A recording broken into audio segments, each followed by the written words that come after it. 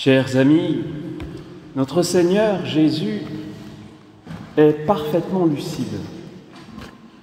Et jamais homme ne fut plus clairvoyant que lui. Il sait ce qu'il attend. Le Fils de l'homme est venu pour servir et donner sa vie en rançon pour la multitude. La croix n'a donc pas été une surprise pour lui, bien sûr, de toute éternité. Elle est pour ainsi dire son secret, le secret du Fils de Dieu, et c'est pour elle qu'il est venu pour nous les hommes et pour notre salut. Les prophéties parlent de lui. Jésus le sait, bien sûr.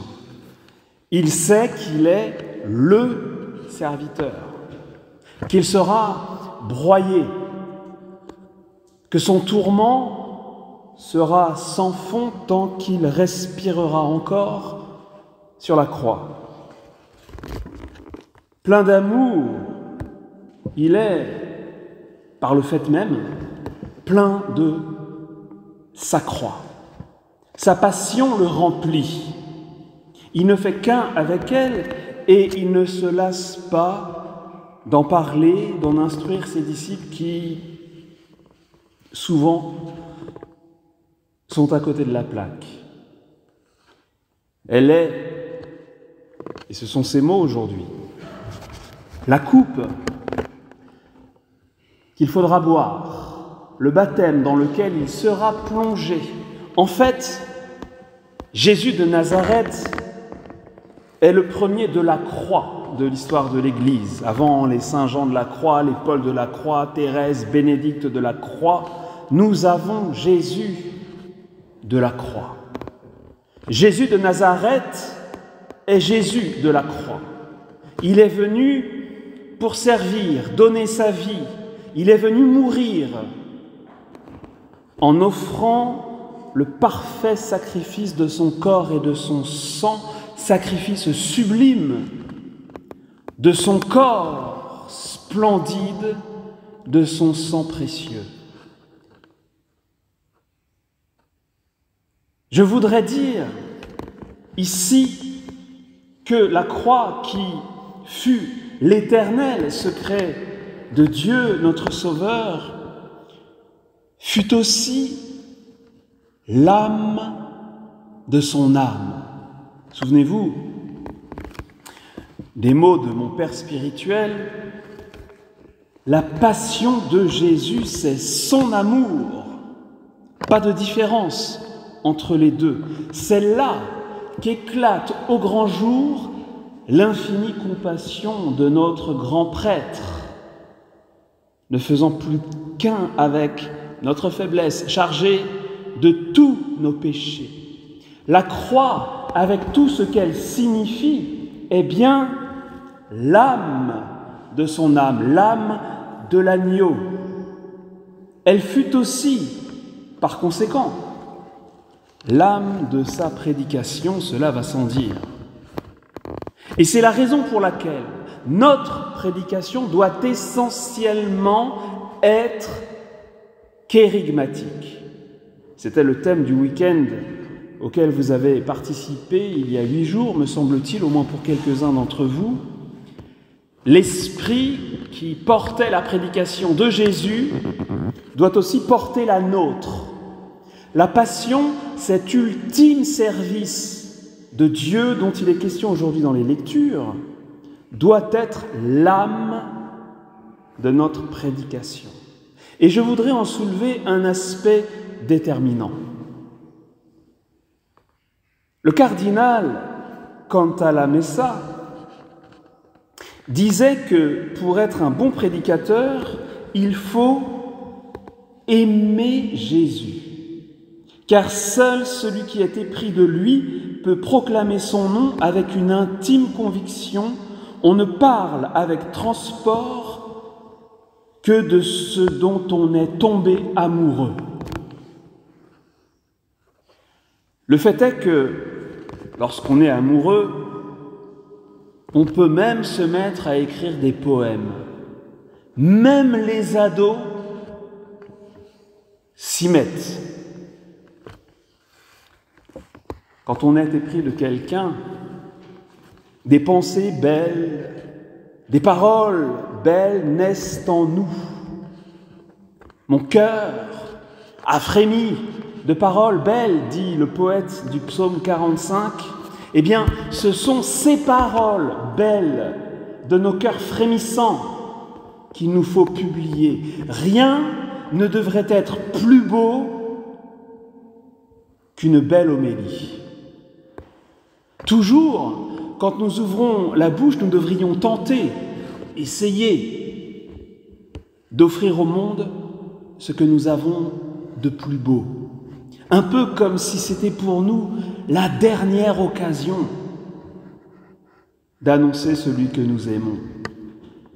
Porté par l'esprit de prophétie, parler avec toute l'intelligence et tout l'art dont nous sommes capables. Ce faisant, nous décocherons ce que le cardinal Joseph Ratzinger appela la flèche de la beauté.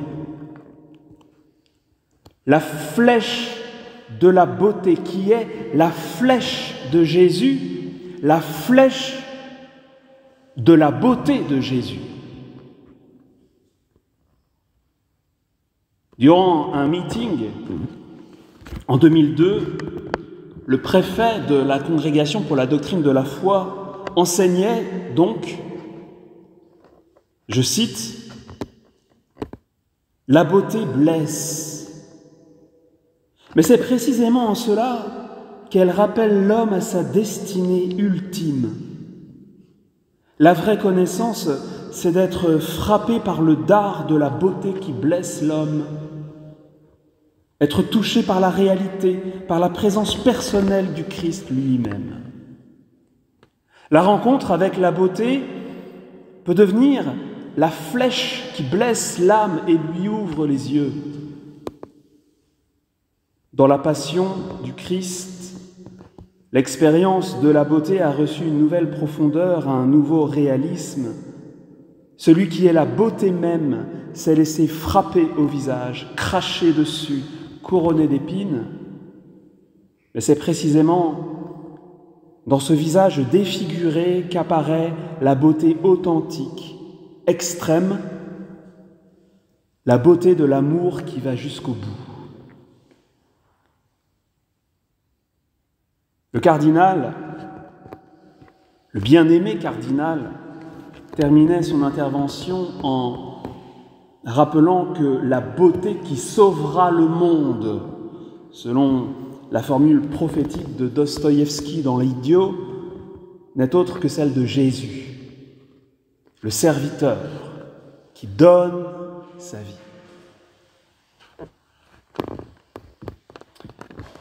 Mes frères, ma sœur, la beauté de l'amour qui va jusqu'à l'extrême du sacrifice rédempteur est la plus belle chose au monde. La beauté qui sauvera le monde, c'est Jésus. Jésus de la croix. La beauté de notre rançon, le prix de notre rachat, la beauté de l'amour du Christ qui nous sauve est ce que nous devons contempler, chérir et diffuser de toutes nos forces. Ne sommes-nous pas là face au mystère le plus important de toute notre vie? Ce n'est pas rien, n'est-ce pas? C'est là l'âme de notre âme, l'âme du sacerdoce, l'âme de la prédication. C'est là ce qui frappe et ce qu'il faut rencontrer et faire rencontrer. Par des paroles belles nées de la foi, on peut mettre en contact avec le beau Christ lui-même.